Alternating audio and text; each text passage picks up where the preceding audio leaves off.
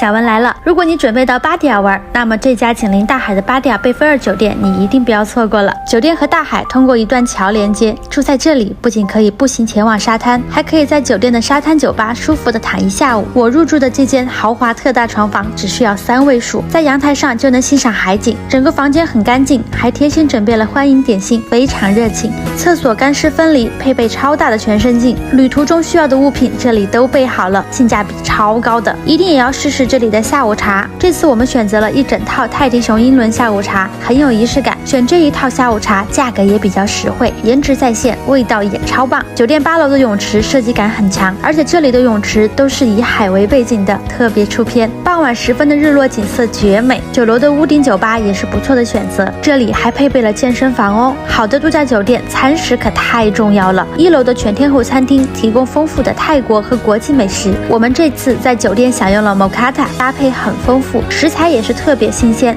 这里的早餐自助也很值得期待，躺平看风景。